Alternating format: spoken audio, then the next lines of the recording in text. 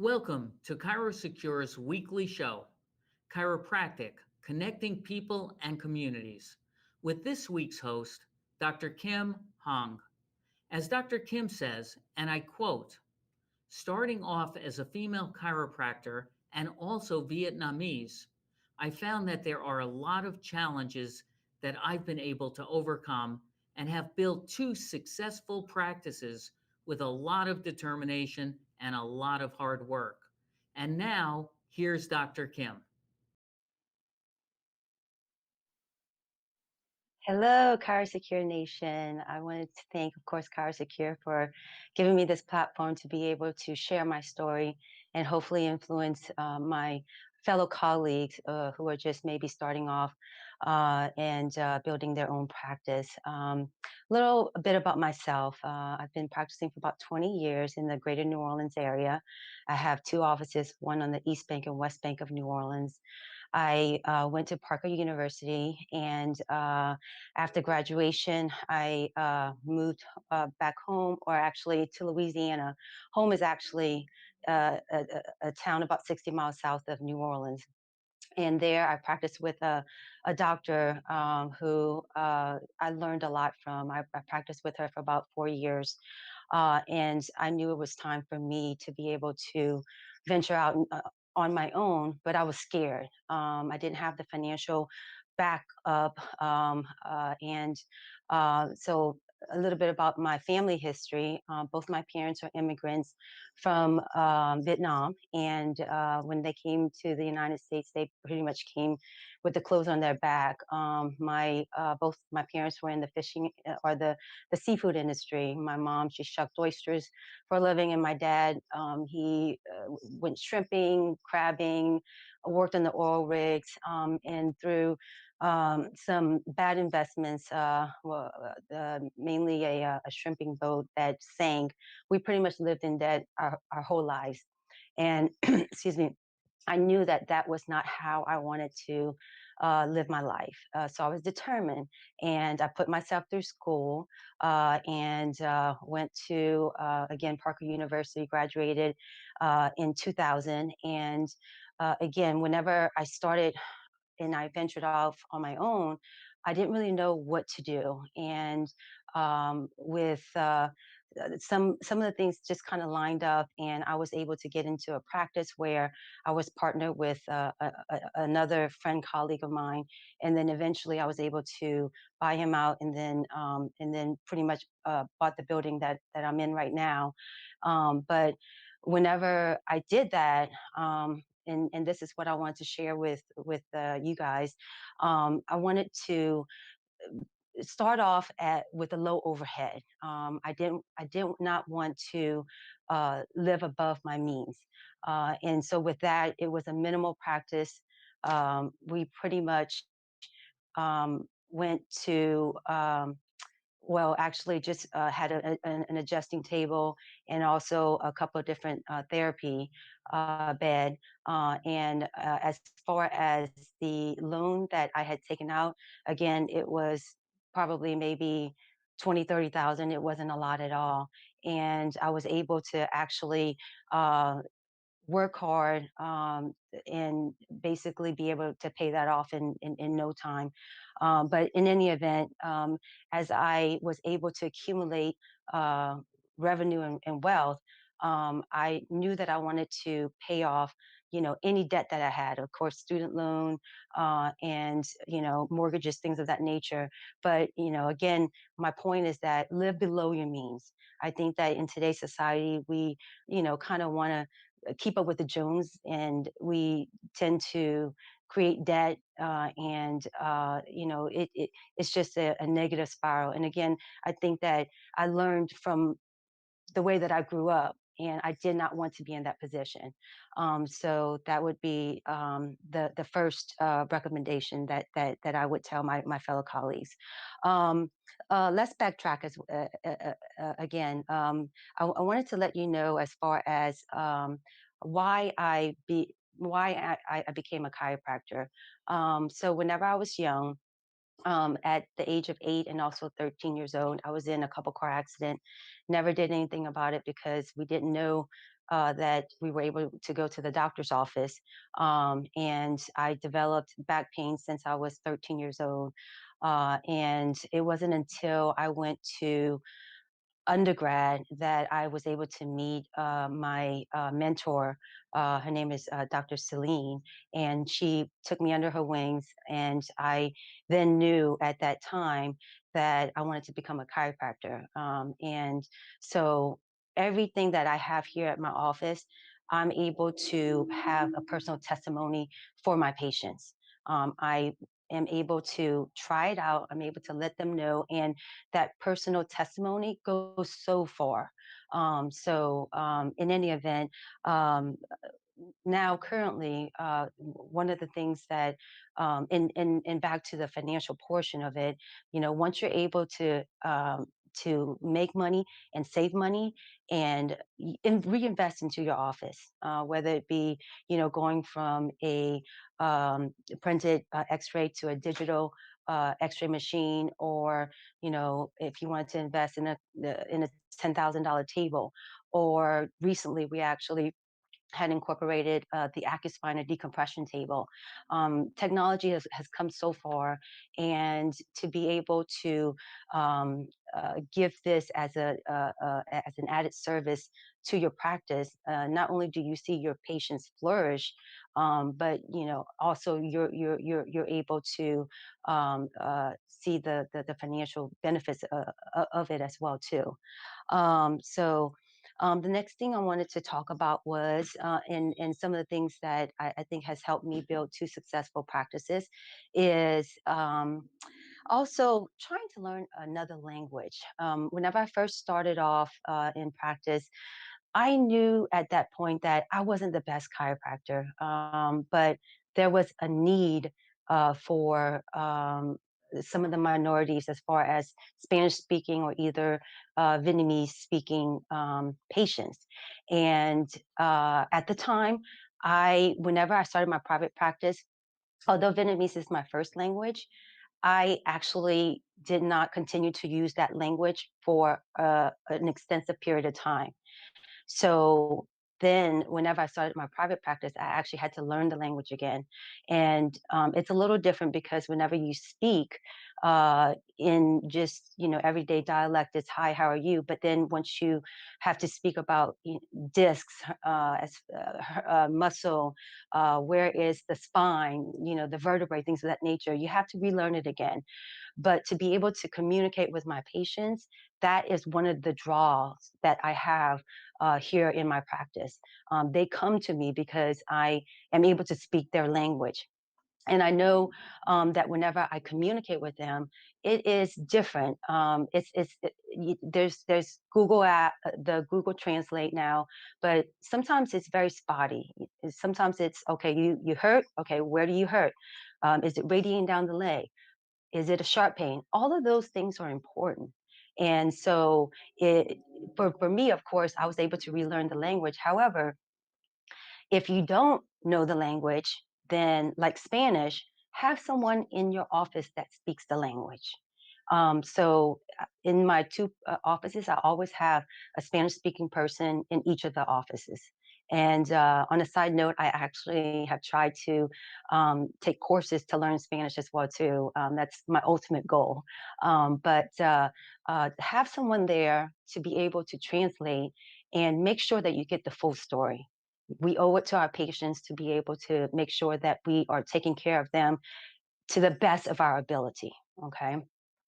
So, and look around your area and see what the demographics are. The practice where I'm at right now, my primary practice, I knew that there was a big Vietnamese community. So I knew that there was a market for it. And to this day, I think we probably have maybe just a handful of Vietnamese chiropractors. And these patients need our care, but they want to be able to just speak to someone who is able to understand them as well too. And just like with the Hispanics, I think Spanish is probably one of the most spoken language in the world. But to be able to have someone there to translate it there's going to be a draw for it. Learn another language, French, Italian. I'm not sure whatever demographics of patients that you may have.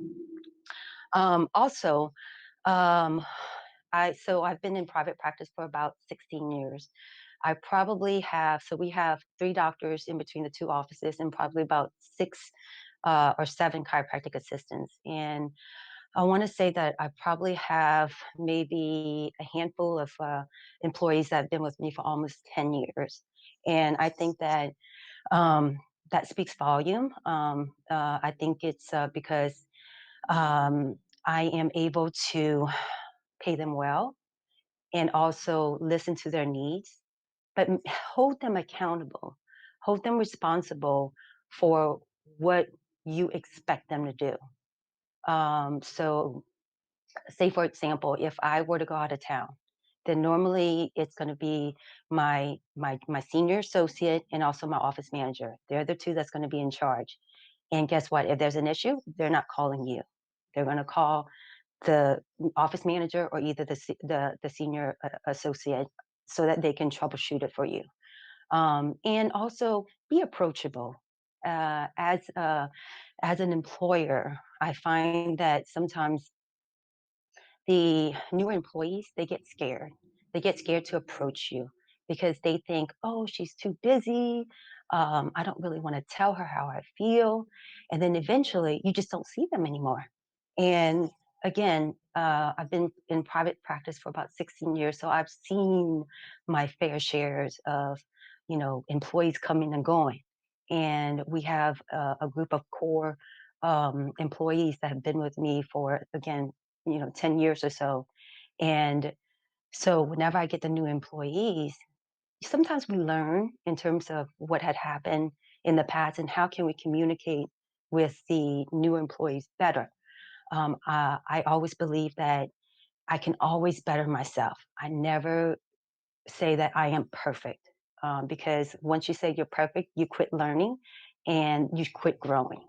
So I feel that if there's a situation where, okay, this employee only worked for a couple of days and she left. Okay, well, let's look within our practice and the way that we communicate and the way that we're doing something, and what else can we do differently?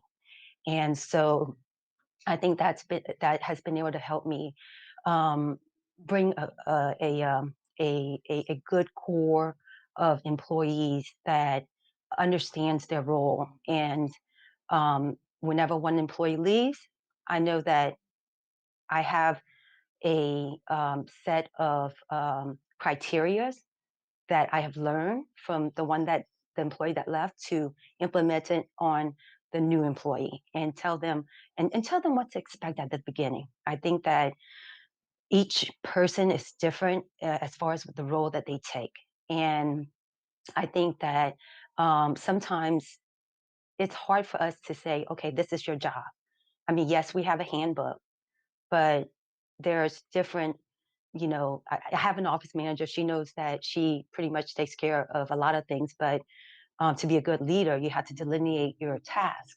And so the next person then feels that, okay, well, I thought she was supposed to do it. So in any event, trying to delineate the task and also telling them what to expect. And then again, paying them well as well too. I think that once I was able to compensate the senior employees a little bit better, there was an expectation on my end that I was, that I would say, okay, you know what, it's your job, do it, okay. Uh, as far as being dramatic, I'm just not going to take it. I'll listen to you, but I'm not going to be here to babysit you, okay. And then another thing is learning is earning.